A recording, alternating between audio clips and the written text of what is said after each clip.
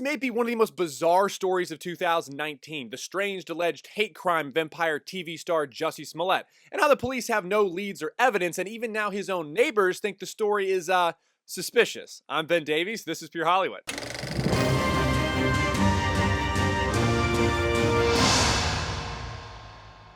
In case you don't watch Empire, Jussie Smollett is one of the stars of the TV show. And on January 29th at 2 a.m., he claims he was the victim of a horrific sounding hate crime by two white men yelling MAGA country. But to date, police are still trying to make sense of this strange incident, and now his neighbors are giving their own points of view on what happened. Let's just see why. So according to the accounts that I gathered, the incident allegedly happened at 2 a.m. in the Windy City of Chicago, which is one of the most Democrat-occupied cities in all of America, which contradictory also has a record of beating Republicans in the street, no matter if the victims are elderly or mentally challenged. Again, allegedly, I say the account happened at 2 a.m. during the polar vortex, which temperatures in Chicago ranging from -25 to -55 wind chill. So cold there was warned to not go out and breathe or talk much. But apparently that didn't stop two white men who set out to hunt down a gay black man. Now, corroborated by only Jussie's manager, who claims to be on the phone with Jussie during the incident, who both managed to breathe and talk during the polar vortex, two white men wearing ski masks yelled out, quote, "Aren't you that homophobic slur, Empire racial slur," unquote. Now, the account of what was yelled at Jussie during the incident was changed later to, quote, MAGA country. However, important note, the actual police report that Jussie gave says they shouted both homophobic and racial slurs at him, which is much more in line with the first quote. So either Jussie's memory improved days later, all the original reporters and police happened to mishear him, or that he realized that most people, I don't know who he is or what show he's on. Certainly not when he's bundled up at 2 a.m. during a polar vortex. And certainly not some racist white power guys who I assume must take breaks from promoting a white ethno-state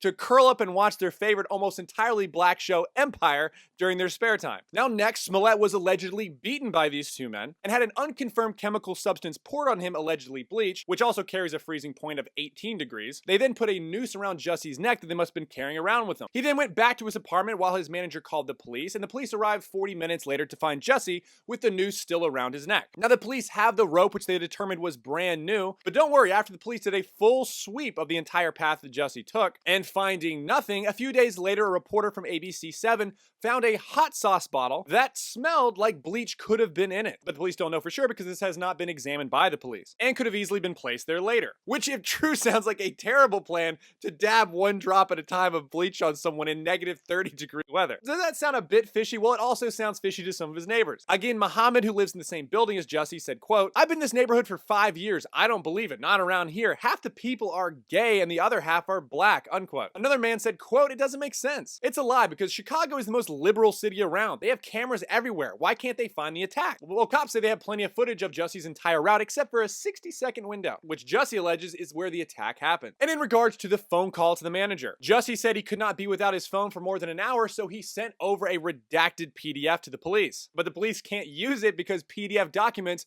can easily be manipulated. The bottom line is either arguably in one of the most liberal cities in America, in one of the coldest nights of the year, two racists perfectly prepared with a noose and a hot sauce bottle of bleach found Jussie, who must have been so obviously gay and black bundled up in the polar vortex, who was also on the phone with his manager during the 60-second blackout window, was horrifically assaulted. Or something else happened. And since the most valuable currency of the left is victimhood, it does raise suspicion. Amid the questions being raised, Jussie sat down for his first televised interview with Good Morning America. This was to set the record straight and defend himself, saying, quote, "I'm pissed off. It's the attackers, but it's also the attacks," unquote. And that he's frustrated by those who don't believe his story because it's the truth. And that also his assailants were wearing Make America Great Again hats, which I can only assume were retrofitted with alpaca fur and Gore-Tex so their faces wouldn't rip off in the -30-degree winds. Anyway, let's see how the rest of the media and people react after they watch the full interview. Now, if what Jussie says is true, I hope he is afforded the full justice that the law can give him, because the crimes he described are horrific. And I also hope, as the Chicago police have already stated, the department will pursue a case against the Empire TV star if it turns out that Jussie falsified a police report. So,